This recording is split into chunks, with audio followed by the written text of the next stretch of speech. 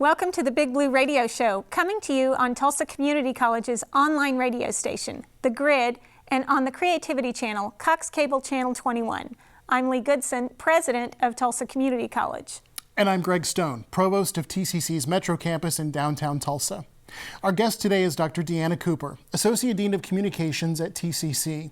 And she's here today to share how a year in Spain has impacted her view on learning foreign language through immersion. Dr. DeAnna Cooper is our guest today on the Big Blue Radio Show.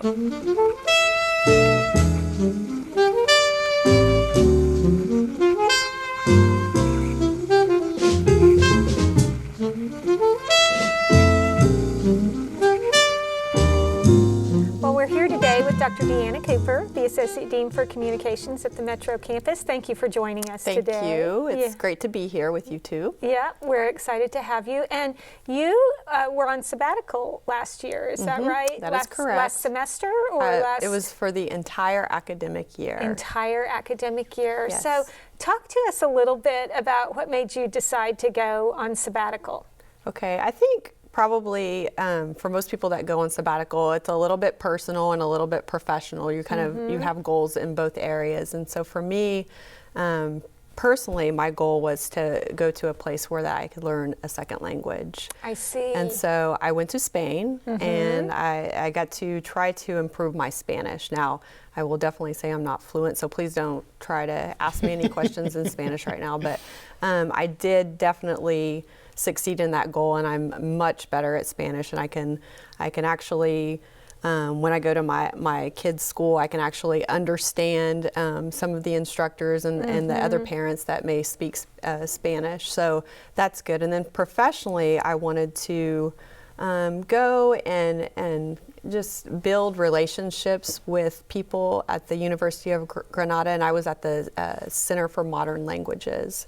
And so, and I was able to do that too, as well as build relationships, and then also see if maybe we want to kind of model some of the things that they're doing there for their center, and see if maybe at TCC we can perhaps maybe pull some of our different areas together and potentially someday build, or not necessarily a building, but provide a space for a Center for Modern Languages here at TCC. That sounds really exciting. Yeah. Part of your program involved immersion, right? Total We've immersion, had some yes. conversations and a lot of people that you encountered there, and unlike in other parts of Europe, there weren't a lot of English speakers, and so you really were immersed in a different culture and a different language. Yes. What was that experience like? I would say it was very difficult, actually. And you know, a lot of people before we left, they would say, "Are you practicing your Spanish? Are you listening to podcasts? What are you doing to prepare?" And I was like, "Oh no, I think I'll just be okay. I'll be okay." And probably they were asking you that here before you left. before I left, and that wasn't that. If I was going to do it again, I think I would prepare a little bit more,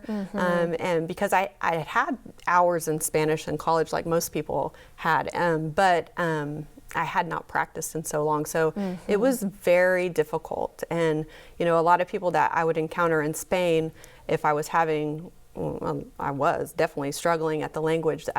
They would say, "Well, okay, if you don't speak Spanish, do you speak French or do you speak German?" But it was never English. And I'm like, I don't speak anything but English, and it's kind of embarrassing to admit that to people. But I had to do that, and I became very good at charades, you know, and which worked when it was face-to-face conversation. But if ever I had to use the telephone, it was just really bad. Did that give you any new perspective on maybe some of our students at Tulsa Community College who are non-native English speakers? Totally. I mean, what did that make you think about some of our students' experiences here? I mean, I think probably one of the things where I really realized, wow, I can totally relate to a lot of our students, is when we were in Spain and we were trying to get our paperwork finalized so that we could have our extended stay there, so for our visa paperwork. And so it was just a government office, And the first time we went, we had someone from the university go with us and helped us with the communication. But the second time we went, we were all on our own. And it was extremely difficult to be able to express anything as far as the paperwork. And we'd been before, so we thought maybe, they would remember us and be able to help us, but no, extremely confusing. And so I started thinking back to some of the students that I've helped when I worked in advisement, where it's just, everything's just scary and hard. And I thought, if ever I come across anyone that needs help, even going to the Social Security office here, I would be so willing to help them, because we had people that would help us, and I really appreciated that. And we wouldn't have been able to get things done without the help of others. And so I did decide that if anybody needs help with any paperwork here and they're not English speaking, I would be extremely willing to help them with that. Yeah, so you encountered a situation where it was really difficult. Was that, how long during your stay? So you were there for the entire academic year? Yes. So 9 months. And I'd like to say that it became easy at some, and it probably did, like the last month, about the time when it was time to come back. When it was almost time to come back. Yeah, but for the most part, it was difficult. My son was in just a regular public school there, and so. And is he in an immersion program here? He's in an immersion program here now, because he's in kindergarten, so he just started an immersion program here. But there, I don't think that he was as stressed as what I was about him being in the school, but I was extremely concerned because no one in the school spoke English initially when I went there, and so his teacher did not speak English.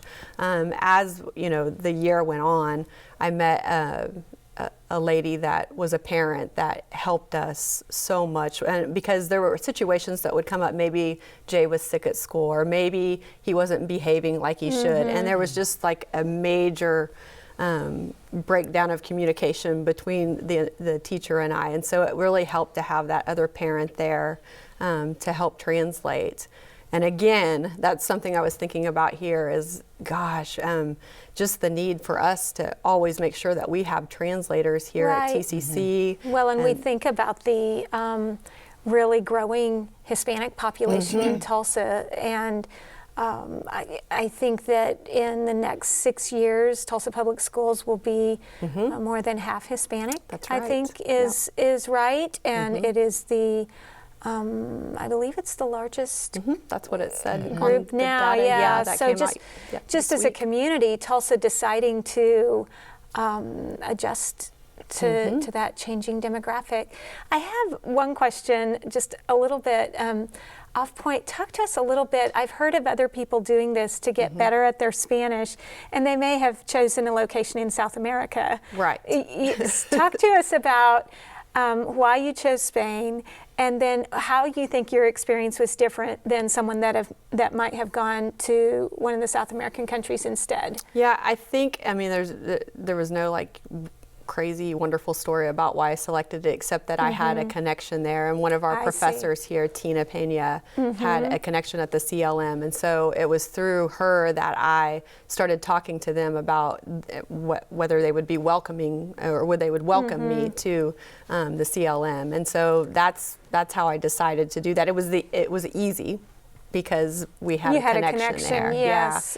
Yeah. And as far as the difference, I was thinking that it probably would have been cool to do Spain for a semester and then go to another country for the other part. And probably, if I were going to do it again, I would maybe consider that, because I felt like in Spain, it was kind of expensive. So for sabbatical, when you're trying to watch your money and watch your funds, it was a little bit expensive.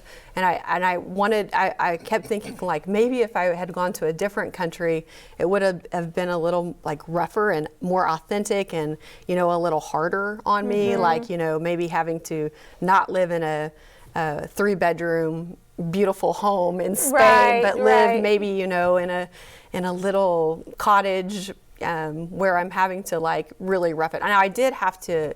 I didn't have dryer, so I did have to hang my clothes Had to hang out. your clothes out, So that yeah. was about. So you lost some of your. I did have to rough it a little bit. Yeah, not quite the amenities we have here in Tulsa, Oklahoma. Right, yeah. For someone who maybe isn't familiar with the geography of Spain, tell us where Granada is, what part of the country you lived in, and It's in southern Spain. While I was hanging my clothes, I could see the Sierra Nevada mountains. Wow. So it's beautiful. And then it's also situated about an hour from the most beautiful beaches you'll ever experience. So just pretty much the perfect location.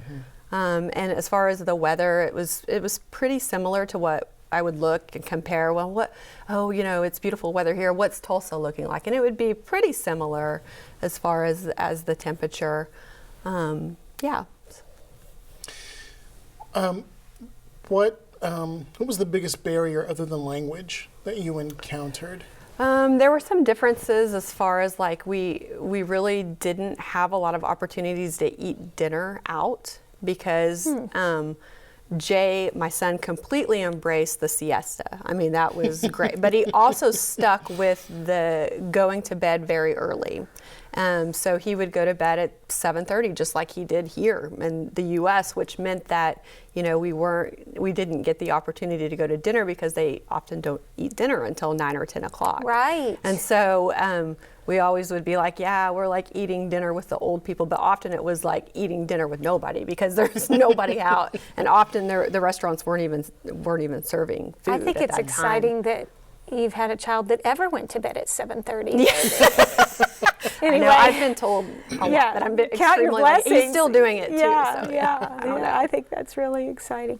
Well, sabbatical is an opportunity that faculty have here, and can you talk a little bit about what you would recommend to your colleagues in terms of when they're considering a potential opportunity like this, and they're on a limited basis. Sure, the college right. can't just have everybody on sabbatical At the same time. once Yes, or anything right. like that. But can you talk a little bit about when you visit with your colleagues and you say, well, here's why you might want to consider it, and here's the type of experience you would want to look for. And then a follow-up question to that is, what do you plan to bring back to TCC as a result of your sabbatical? Yeah, I would totally recommend sabbatical. I know a lot of people can't do it for the entire year, academic year, but it was very nice.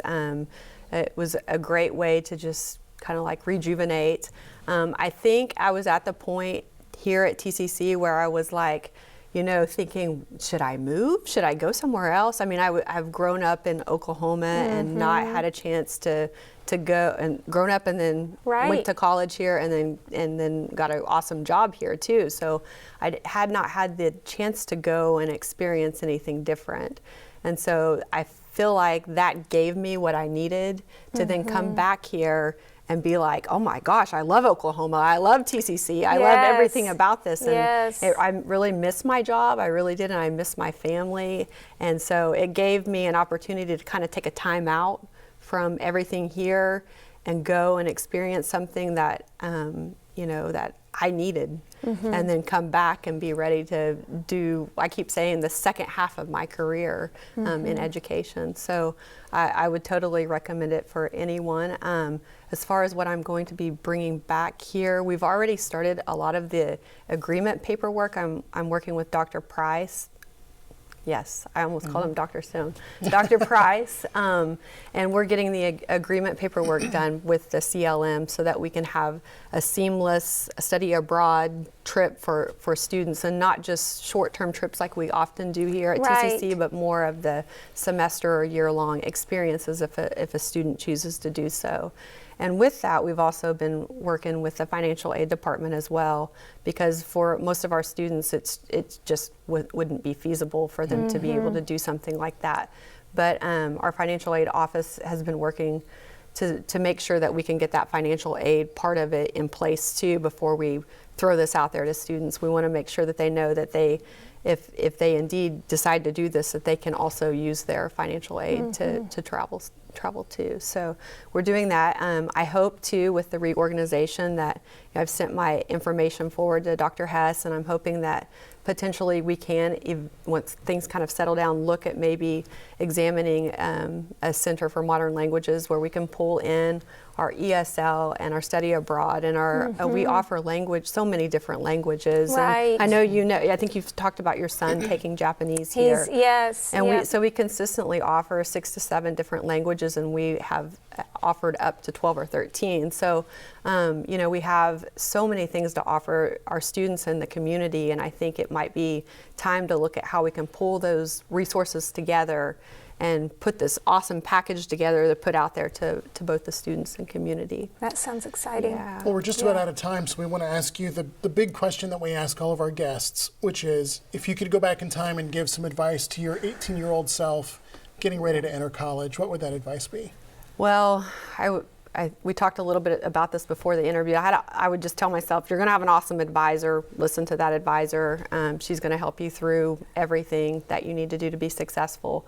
But other than that, I don't know, maybe this is being mean of me, but I wouldn't tell my 18-year-old self much at all, because I wouldn't want to change anything or adjust anything that would happen in the future. Just let it organically go. Yeah, organically go, because everything, I've had such wonderful things happen with my life and my career, and some bad things too, but all of that needed to happen. You bet. And so I don't think that I would give too much information, except for listen to your advisor, do what she says, and then just expect a wonderful life. Be willing to explore. Yeah. A great testament to those that are helping our students navigate their path. Yeah, exactly. Great. Thank you. Well, that's all the time we have for today, but we want to thank our guest, Dr. DeAnna Cooper, for joining us on the show. And thank you for joining us. Remember, you can find us every week online at The Grid, tulsacc.edu/thegrid, and on the Creativity Channel, Cox Cable Channel 21. We'll see you next time.